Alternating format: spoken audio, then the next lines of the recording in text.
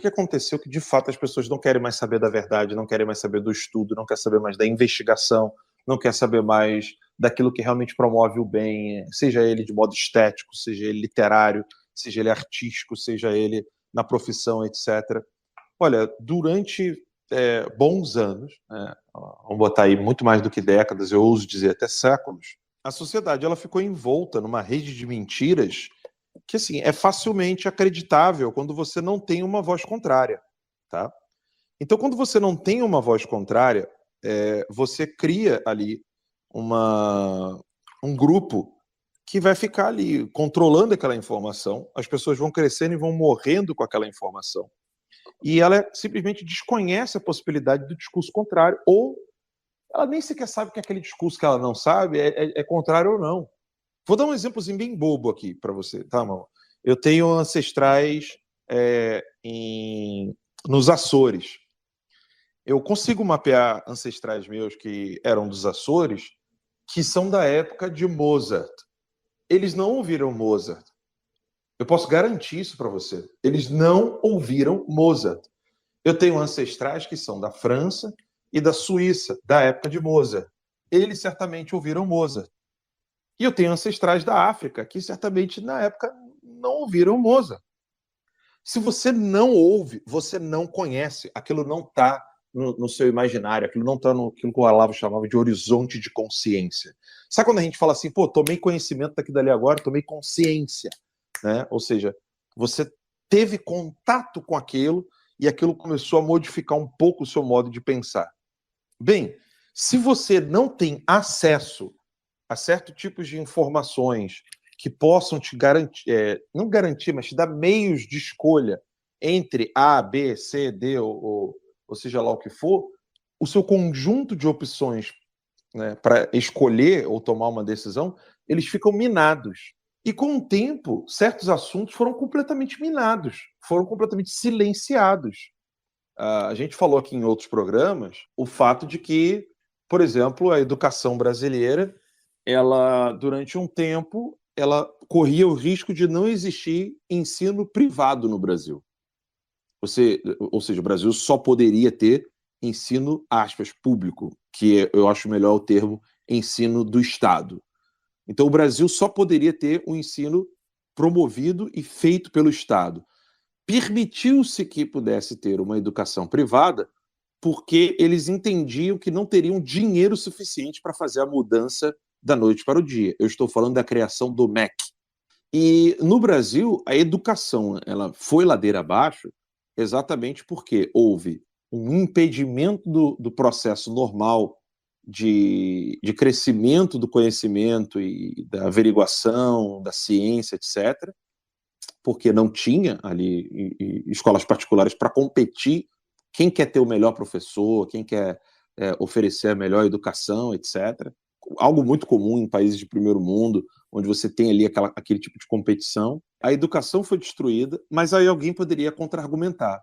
Alan, beleza, esse aspecto da ausência da formação privada, ela é até plausível, mas como é que esse argumento se sustenta em relação aos países como os Estados Unidos e outros países da Europa, onde a educação privada não só ainda existe, como ainda é forte e pujante? Bem, é simples, nós somos o amanhã deles. Porque esses centros de formação educacional europeus, que antes eram absolutamente independentes, mesmo aqueles que eram estatais, eles agora só servem como agenda de propaganda da Agenda 2030. Ou seja, o Brasil é o amanhã de todos os sistemas educacionais que existem nesses países de primeiro mundo.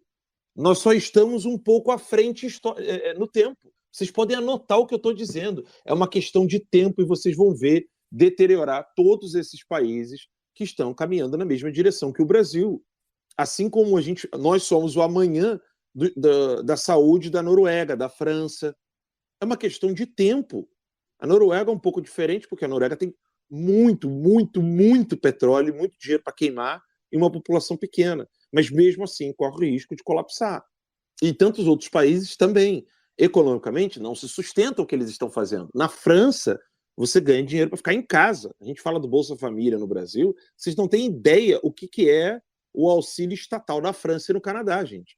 Esses países todos irão colapsar tal qual o Brasil. Ou a diferença é uma questão de linha do tempo. Assim como a Venezuela, Cuba e outros países já colapsaram nesse tipo de sistema, e nós estamos um pouco mais atenuados em relação a eles. Aqui é uma questão de perspectiva.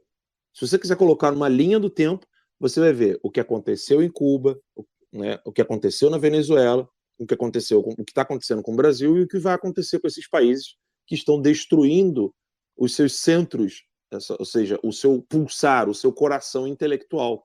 Você destrói a vida intelectual, você não tem como sustentar uma sociedade. Gente, isso é desde tribo até as organizações mais complexas de vida humana em sociedade.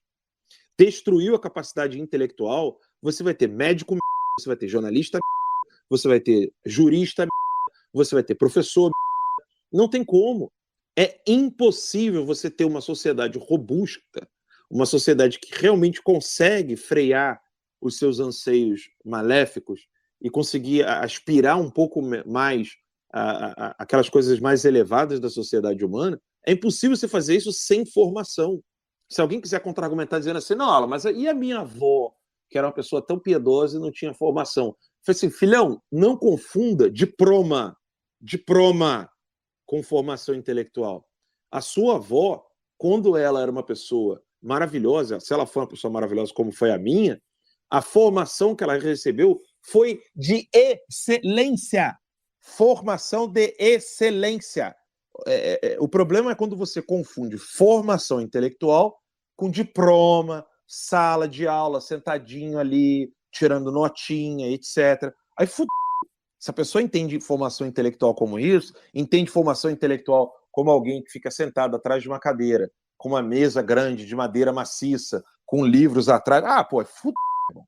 Aí você não sabe quem é Aristóteles, você não sabe quem é Platão, você não sabe quem foram os grandes filósofos gregos, romanos, etc.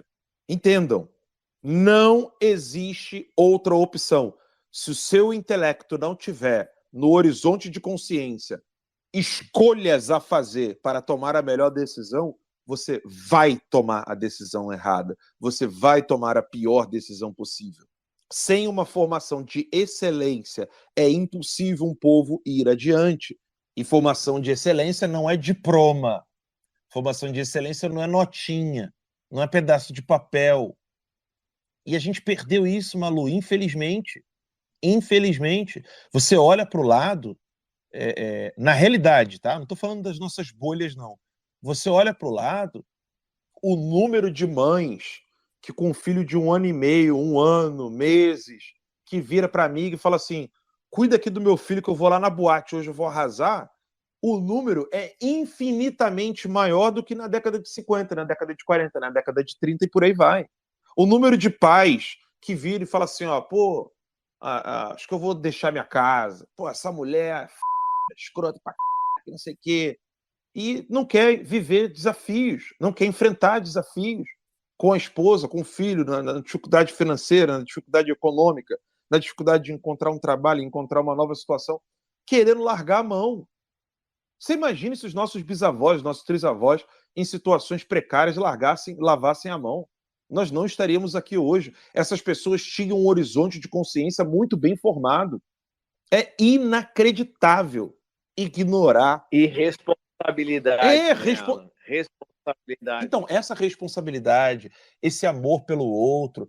Gente, o que vocês acham que fez a minha avó cuidar do meu avô na cadeira de roda durante 9 anos, em Nossa Senhora da Penha, entre Italva e Itaperuna, sem quase ter energia elétrica, lavando fralda de pano no Rio, cozinhando no fogão a lenha? Dizer que uma pessoa dessa não tem uma formação profunda sobre os tópicos mais importantes do saber humano, o que é a vida, o que é o outro, o que é a compaixão, o que é a doença que mais se vê hoje, a apatia.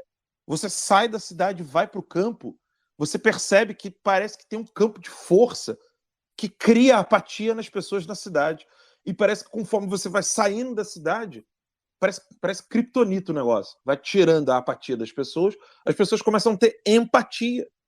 Ele quer saber Onde que é a padaria? O cara vai te dar a maior atenção do mundo para te dizer quantas ruas você tem que virar. Hoje em dia tem o Waze, né?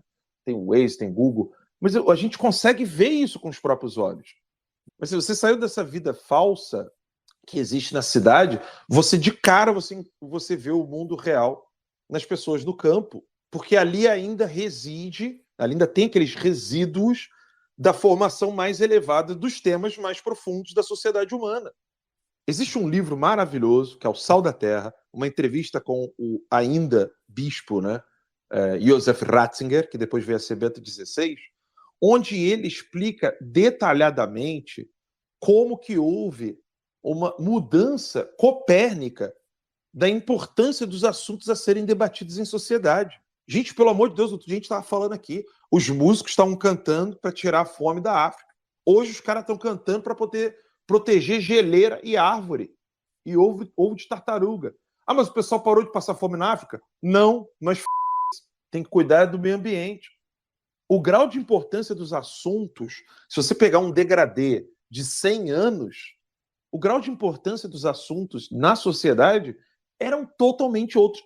Houve uma inversão absoluta, completa. A pirâmide virou de cabeça para baixo. Os assuntos mais importantes hoje são os mais irrelevantes. As pessoas não querem dar mais atenção aos assuntos primordiais. Meu Deus do céu, Malu e demais amigos que estão aqui, se você soltar uma matéria de um tema e um assunto assim absolutamente essencial para o brasileiro hoje, e no mesmo dia, no mesmo jornal, no mesmo perfil, você soltar uma coisa engraçadinha sobre a Janja, você sabe qual dos dois assuntos que terá mais aderência?